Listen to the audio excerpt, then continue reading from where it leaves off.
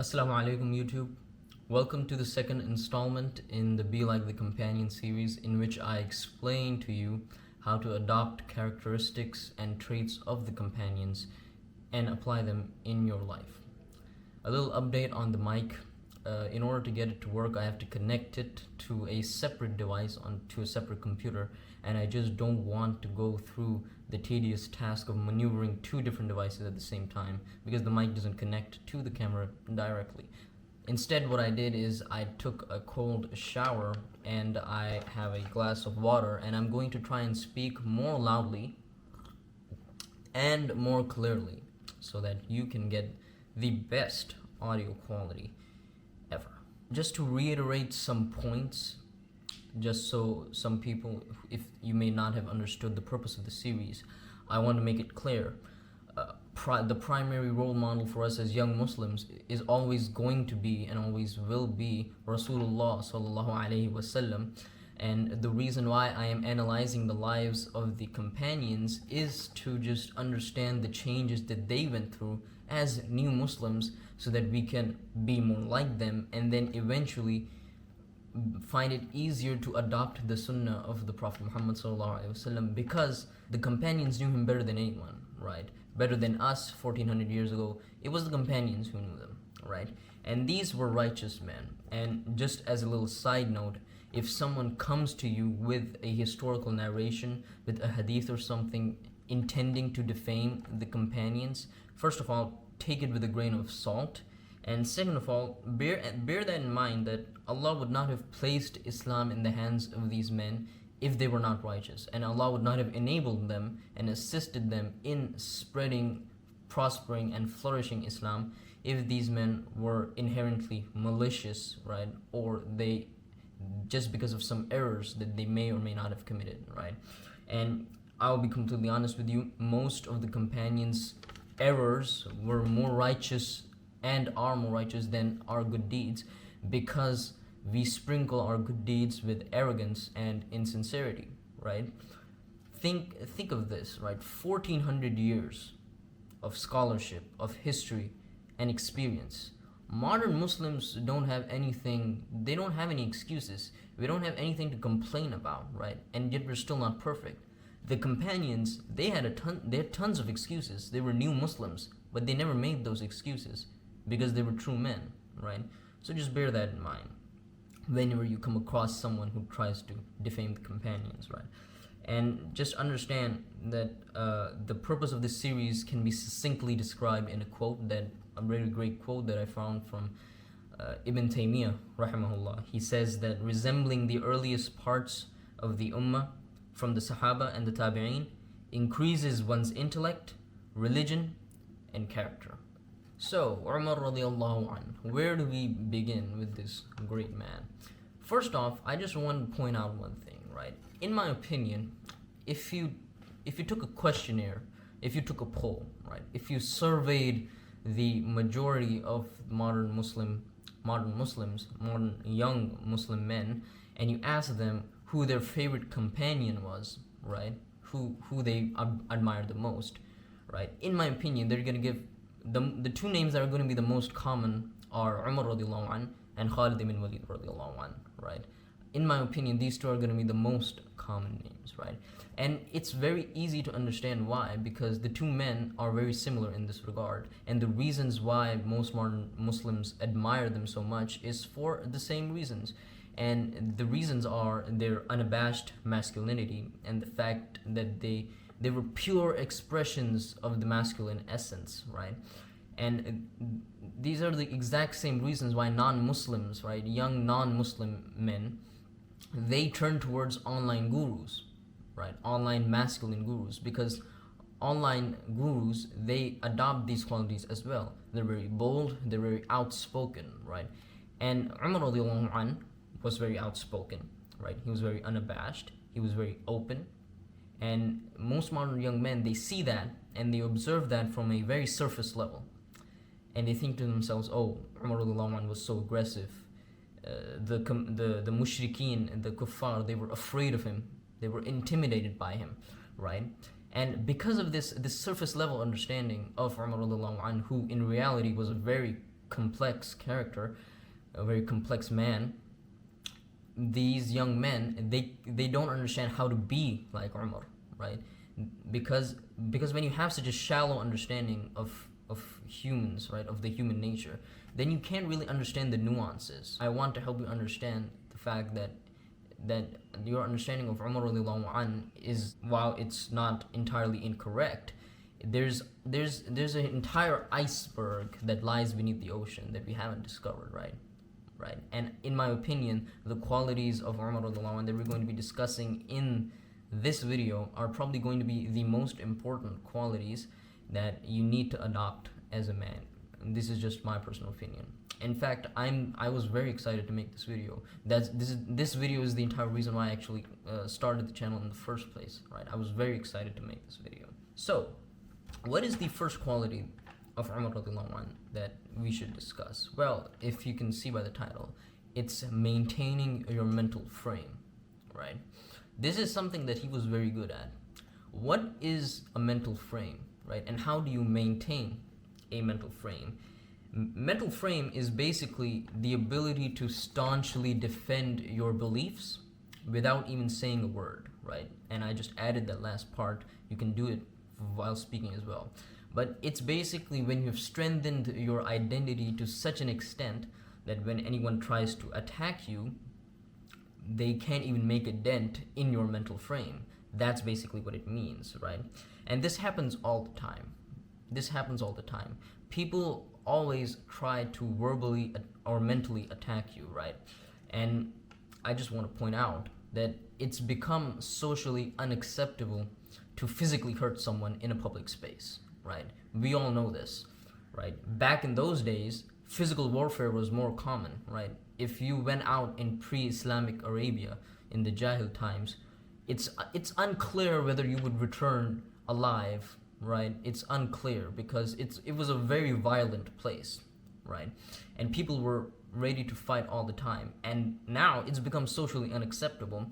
And you could say, well, this is because society has become weak, and you wouldn't be entirely incorrect. But I think that when physical warfare has gone down, there's a different sort of warfare that has flourished, which is verbal warfare, right? Verbal and mental warfare. And this happens all the time. In many social settings, in many social situations that you can find yourself in, people always try to test your identity. They want to test your mettle. They want to see whether if they attack your identity, whether you're going to be able to staunchly defend it or not. Whether they want to see whether you can maintain that mental frame. And we could spend an entire day discussing the motivations of these people, right? Because in reality, we do it ourselves as well. And the reasons why we want to test other people's identities and test their mental frames is for a simple reason. We want to see whether we can either take advantage of them or whether we can take them as potential allies, right?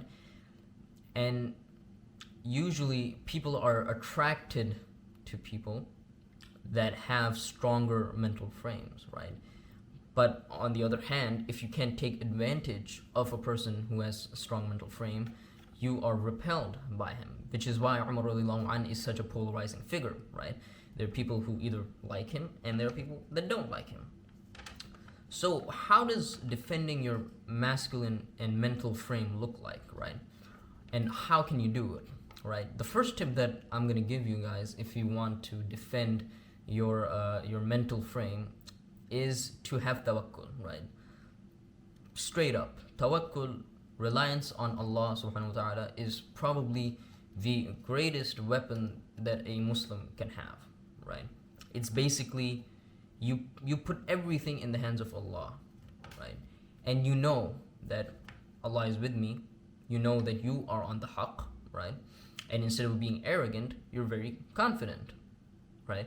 And when people try and test your beliefs, because you have you're basically, you've implemented that belief so deeply, you've entrenched it in your soul, you are not going to be intimidated by anyone, right? When they try and test your mental frame, right? And because you know that you have the truth. So the more often that you remember Allah and the more often you understand, wow, I'm safe, right? I'm safe from the attacks of these people. The more at ease you'll be, right? You won't be as anxious as most people are, because most people are very anxious, right? You probably have felt this. When you're in social settings, you're very anxious when people talk to you, right? Or you might notice that someone who's very weak, right? Someone who doesn't really have that strong identity, when you start questioning them, they start fumbling, right? They start looking at their toes, they start looking somewhere else, right? And this is a telltale sign of someone who has a very weak mental frame. Very good example of Umar radiallahu anh maintaining his mental frame is the migration to Medina, right? And it's an example in which not only does he maintain mental frame, but he actually uses it to intimidate the mushrikeen, to intimidate the kuffar. And so what happens is, all of the rest of the newly converted Muslims, they're in a very hostile place. They're in a very hostile environment. And it's so hostile that even the environment that we live in nowadays is not as hostile as it was, obviously, for obvious reasons. So imagine this, right? You're surrounded by mushrikeen, right? You're surrounded with people who want to kill you, who want to kill your prophet, right? And you have to go to Medina.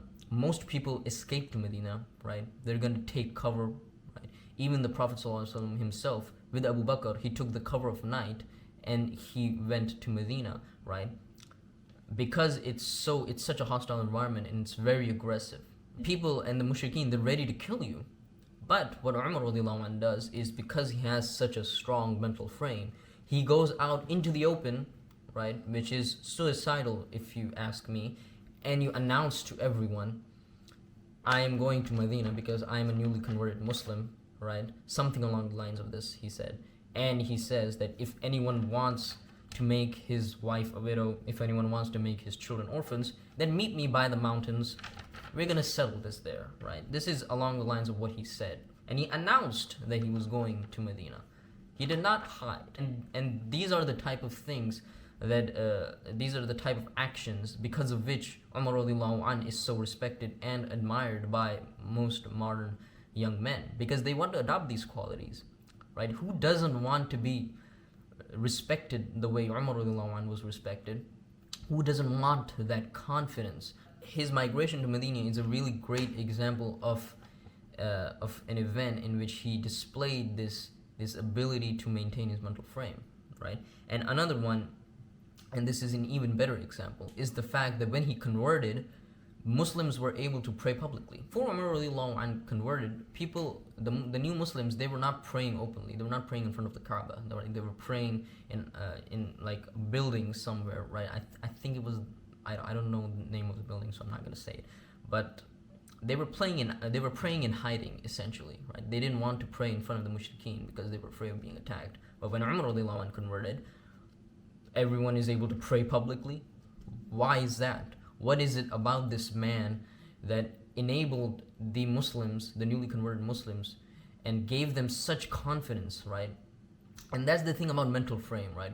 When you have strong mental frame, other people are inspired by you as well, because they see that conviction, right? You need to have a very strong conviction in yourself. You need to have that strong identity, right? And this proves that you have a very strong mental frame, and that if anyone tries to attack you, then they'll fail. Now, of course, some people are going to point this out, rightfully so, that couldn't this lead to stubbornness? Couldn't being able to staunchly defend your beliefs and being able to maintain that masculine frame, couldn't this lead to you being stubborn and dogmatic and close-minded? And I wouldn't say no entirely, right? Because we all know Umar radiallahu anh was a stubborn man, right? He was very aggressive, and at many times he was very stern. But this is not necessarily a bad thing, right?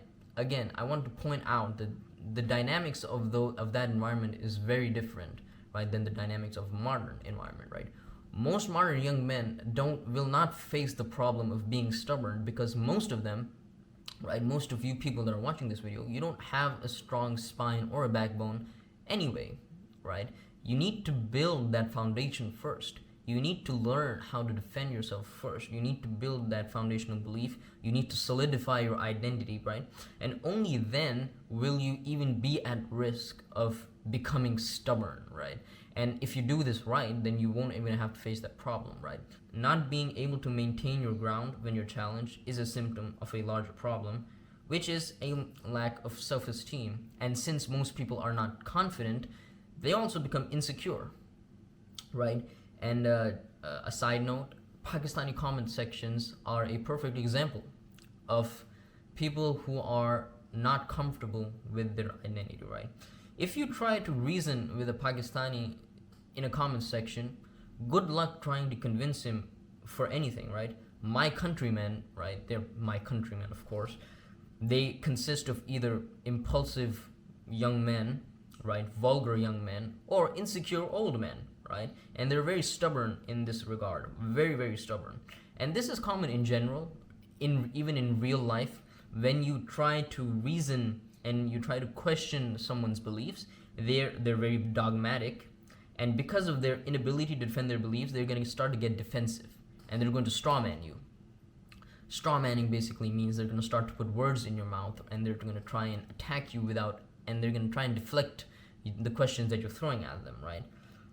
And in the comment sections or online in general, since there's a virtual barrier, this effect is amplified and emphasized. And since the person that you're arguing with, they can't see you and aren't at a risk of being physically put in place, they're going to start insulting you when you reasonably respond to them, right?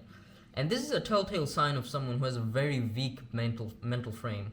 Instead of becoming comfortable with their beliefs, they become defensive when you try to test them, because in reality, they have no beliefs. And they have not strengthened their beliefs. They have not strengthened and solidified and consolidated their identity to such an extent that it can withstand verbal attacks. So, by now you probably understand the theoretical aspect of this entire thing. And just to wrap this part of the video up, I'm going to talk about the practical aspects, right? What are some of the situations that you are, as a young Muslim man, you're going to face when you go out into the world, into this cruel, cruel world, in which you will have to maintain this mental frame, right? I wrote 3 down, which I believe are very important, right? The first one is being mocked for your appearance. Young men, we like to mock each other, we like to insult each other. It's not really something that we should do, but it's not something that we can avoid, because there's always going to be someone who wants to make others laugh at the expense of someone's appearance, right? And this is probably the most common example in schools, colleges, and universities even, in which people try to make fun of you for the way you look. And and when someone does that, how do you respond? Well, you can respond by either 2 ways, right? You could become defensive and insecure, and because you're not comfortable with the way you look, you're going to start to become defensive and insecure, and you're going to start insulting the other person as well. While on the other hand, on the flip side, if you're comfortable with the way you look and you don't care what other people say, it doesn't really matter to you, right? You're not going to feel bad about it, because you're not allowing that person to even make a dent in your mental frame, right? You don't care about what others think of you, right? And that's the beauty of maintaining your mental frame. It gives you such confidence that when someone insults you, you're not going to spend the entire night, tossing and turning, because you're like, oh, he said this to me in front of the other people, what will they think? Because you know that for the most part, those people have forgotten 5 minutes later after the insult actually even happened, right? The second situation is dealing with bullies, right? You're going to come across bullies in all walks of life, even when you're in your workplace. Bullying is not really something that stops after college, right? It's always going to persist. And these bullies, if they're not going to physically attack you, like I said, they're going to verbally attack you. And if you have a strong mental frame, then you don't really care what they say, right? And I don't want people to conflate this maintaining the mental frame as weakness, right? I don't want them to conflate this with showing vulnerability to bullies. It's not vulnerability. In fact, it's the highest show of strength, right? Again, think of Umar radiallahu anhu, right? Think of him. If do you think you could just walk up to the man and start insulting his beliefs and then get away with it? No, probably not, right? Probably he would pick you up and throw you to the ground because he's a 6 foot plus tall man who's built like a polar bear. I think there's a physical aspect to that as well that you should work on, and I'm going to talk about that in the next video, in which I will talk about Ali radiallahu anh, right? But the third situation is, and I feel that this is the most relevant to the video, it's being Muslim in a non-Muslim country. This is the highest test of your mental frame, because now you have to pray in places that are not meant to be prayed in, right? You're gonna have to find closets to pray in. You're maybe going to have to do jama'ah, the jama'at, congregational prayer, and people are gonna stare. They're gonna look at you, right? Or the more tawakkul, again, it comes down to tawakkul. The more tawakkul you have, the more you understand that no one can harm you and no one can benefit you except Allah, then the more comfortable and the more at ease you are with yourself, right? And that's basically it for the maintain the mental frame part. If you didn't understand the entire concept, don't worry about it. You can either go back from the beginning and you can listen to it again to get a feel of what I'm trying to say. But I will make more videos on it in the future when I talk about Islamic Stoicism as well. Right, so now we're gonna move on to the next part of the video, right? And I believe this too is a very important quality that Umar radiallahu anh is a perfect example of, right? And there's no better example in the companions than Umar radiallahu anh to display this quality. And this quality is perhaps, as a man, the most important quality to have, right? Because it basically, you have to apply this quality to every interaction in your life. And this is basically controlling emotional flux, right? Now, emotional flux is just a fancy term that I came up with to put in the title, right? I'll be very honest with you. Flux sounds cool to me. We're studying flux in physics, right? Flux basically means change. So what I'm talking about when I say emotional flux is controlling your emotions. That's basically it, right? Controlling emotional flux, the change of emotions, right? And this is actually something that people misconstrue about Umar radiallahu anh, right? They say, and I pointed this out in the beginning of the video, most modern young Muslim men, they think that Umar radiallahu anh was very aggressive and he was very violent, right? Again, this is a very surface level understanding of him, right? Because I could just flip the question and I could ask them, if Umar radiallahu anh was so aggressive and he was so violent, then why are there instances of him crying so often and in public, right? Why are there recorded narrations of Umar radiallahu anh leading the prayer and crying when he enters Jerusalem, right? And he discusses with the companions about how they were the lowest of the low in society. He cries, right? When he feels that he's done injustice, he cries. His heart is very soft, right? From all these examples, right? Me personally, if I think of an aggressive and a violent man, I don't think that this is the type of person that is going to show vulnerability in front of other people, right?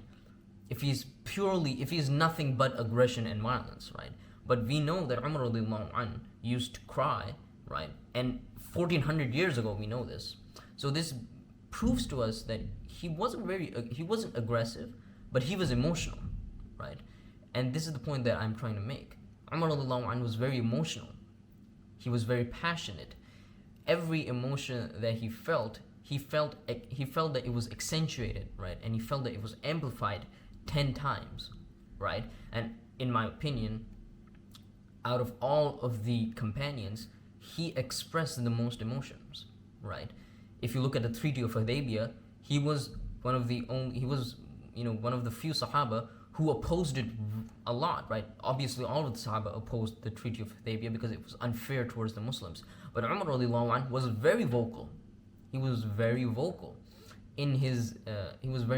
in opposing this because, again, it comes down to his mental frame. He had such a strong mental frame. He couldn't handle the fact that the people that he was with and the Prophet ﷺ that he was supporting, they could be wronged by the treaty. So we know that he was a very emotional man, right? And a very passionate man. And I find it beautiful that his entire journey is basically about controlling that emotional flux. We need to know how to control our emotions, but also how to regulate them, right? What emotion should we feel at a certain situation, right? And it has to be organic. It can't be like robotic, right? It has to be organic in the way that, right? It's not that I'm analyzing every situation. I'm thinking, okay, this situation calls for anger. This situation calls for happiness, right? Something like that. No, that's very robotic and that's stupid, right? That's paranoid. And controlling emotional flux is a quality that not even the non-Muslims have cracked yet, right? When you look at non-Muslims, and especially online masculine gurus, even they don't understand how to control emotional flux, right?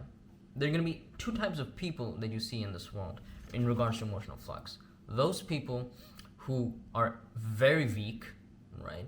And they cry all the time, they complain all the time, they can't control their emotions, so they react very rashly in many situations. And Umar RA, he wasn't weak by any means, but since he was so emotional, he acted rashly and he acted on impulse of his emotions. And his entire journey is about learning to control that, right? And on the other hand, you have what these online masculine gurus preach, which is to repress all emotion, right? Cut off your what was the part of the brain that deals with emotion? Is it the hypothalamus? It's not the hypothalamus, right? Basically, I think it's the amygdala, right? It gives flavor to. I read somewhere, right? I'm going off on a tangent again. Basically, remove your amygdala, right? Repress all your emotions. Don't cry, right? And this is actually really counterintuitive, right? And Umar radiallahu anh, and in Islam in general, you can't really repress your emotions, right? It's wrong to repress your emotions, right? Because true masculinity is about feeling the entire spectrum of emotions, right? So the first step that I would give you guys in regards to emotional flux is to actually learn how to feel the emotion, right? Learn how to soften your heart, right? And this is a really great quote. I think it's from Imam Ibn al-Qayyim. Ibn al-Qayyim rahimahullah. I think this is a really great quote from Ibn al-Qayyim, in which he says that it's so strange that mountains are softer than the hearts of men, right? And it's a beautiful quote, right? Most Muslims, they have very hardened hearts, right? And Umar radiallahu anh is the complete opposite. He has a very soft heart, right?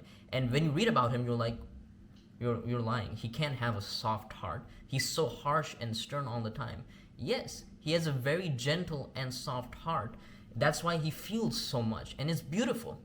It's the purest expression of the masculine essence, in which you feel the entire spectrum of emotions and you don't repress that entirely. So how do you learn to feel emotions, right?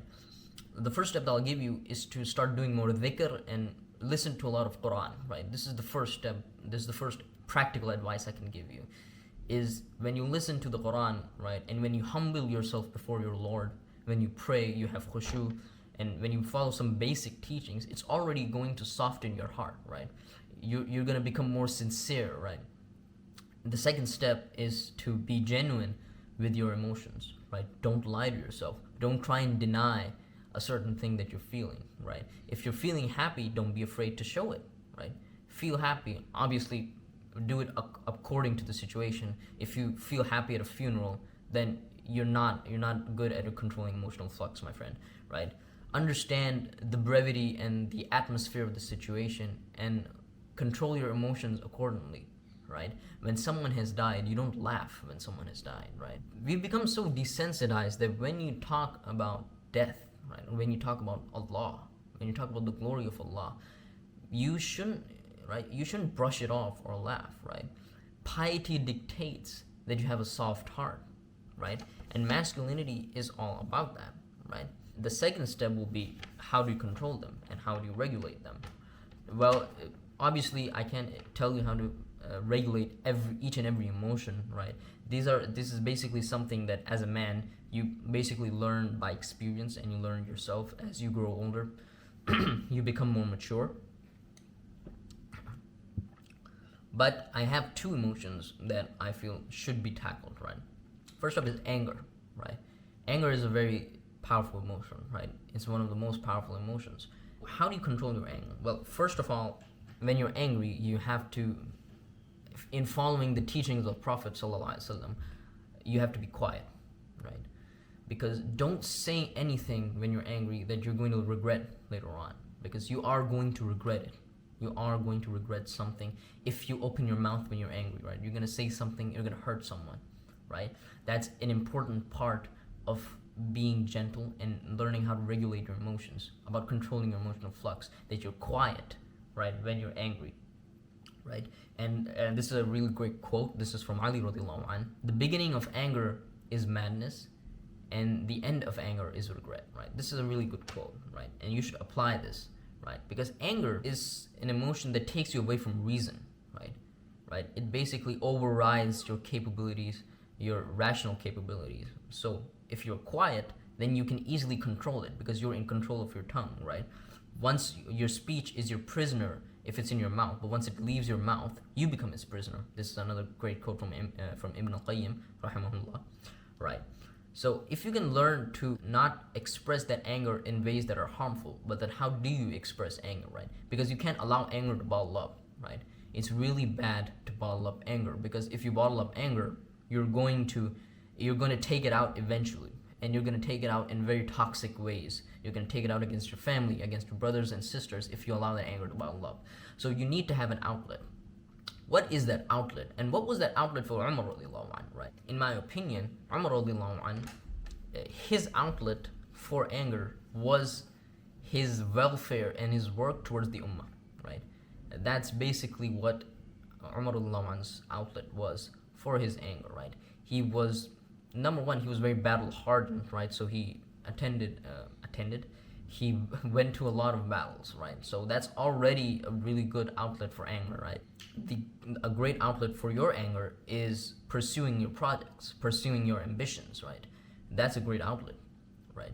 Because when you have anger, you have a drive in you. You have that, what I like to call the masculine fire, that essence, right? And it shines the best in an emotion like anger, right? It's more apparent in anger, that masculine essence. So you need to pursue these projects and ambitions of yours, right? And obviously you need to have intention to help the ummah as well, right? So if you plan to help people, right? Like for me, this is like making videos, right? If I wanted to, I wouldn't make it. But the fact that I'm angry with what's happening in the world nowadays, I want to help my young Muslim men. I want to help my brothers and sisters. That's why I'm making this video. You could do that as well. Pursue any project that you have. Maybe it's starting a business or something, right? A lot of people like to start businesses. Maybe it could be starting a YouTube channel, right? Maybe it could be starting a charity foundation, which would actually be amazing if you could pull that off. Second emotion is sadness and crying, right? And this is probably the part of the video that is most contentious, right? Because we don't really understand when to show emotion, right? When to cry. Because anger, we love showing anger, right? You know, young men, we love to show anger because it makes us feel macho. But when the time comes to show the fact that you're crying, you can't cry in front of someone else. Of course not. Why? Because your aggression, the aggression that you want to show, it's fake. It's not genuine aggression. You just want to show that you're angry, right? If you were genuinely emotional, then you would show emotion as well through the form of crying, right? And obviously, I don't mean crying over every small little thing, right? You can't imagine Umar radiallahu anh crying because he failed a maths test or anything. So don't be like that, right? And this is actually a really great quote from Umar radiallahu anh himself, which actually shows the fact that he was practicing emotional flux himself. And the quote goes, "I am amazed to see a man behave like a young boy with his family, but he's a man when they need him," right? So basically what he's trying to say is you should be gentle and you should be compassionate when you're dealing with your family. This is a careful balance, and this is exactly what emotional flux is about. And this is what I want to teach people. They need to know how to be gentle and strong at the same time without compromising either of them, right? You don't want to swing all the way to one side of the spectrum and then to the other side, right? Where you're either very emotional and your daily activities are being hindered because your emotional resilience is so weak that you can't handle it, right? But you also don't want to be so strong and so macho that when the time comes to be gentle with someone, you're like, oh, buck up, you know, just handle it yourself, and you're very harsh to people. You don't want to be that, right? Obviously, harshness has its place, right? Umar RA was harsh as well, right? Right, so I'm going to quickly wrap up the video with the final point, which is talking to women, right? The height of understanding how best to regulate your emotions and control your emotional flux is in the way you talk to women, right? And obviously, in no way am I saying that you're going to go and start conversations with women trying to test your emotional flux. Don't do that. But let's say your sister comes to you with a problem, or in the future you're going to have a wife that's going to come to you. Don't be harsh with them, right? If you have a good understanding of emotional flux, you're going to be very gentle with them. You're going to be compassionate with them, and you're going to understand their emotional needs, right? And obviously, women came to Umar radiallahu anh with the problems of the ummah, and they used to complain to him. Do you think he was as harsh with them as he was with the men? Of course not, because he understood emotional flux. If a woman comes to you and she wants help, if she wants any sort of assistance, right? Don't make fun of her, don't mock her. That's bad emotional flux, my friend, right? And obviously that's just bad character in general. But there is a way to communicate effectively with women that most young men don't understand. They're very vulgar around women, right? It's like there's no shyness at all. And it's funny, I should mention shyness because that's going to be the topic of the next video, in which I'm going to teach you how to be like Uthman radiallahu anh. But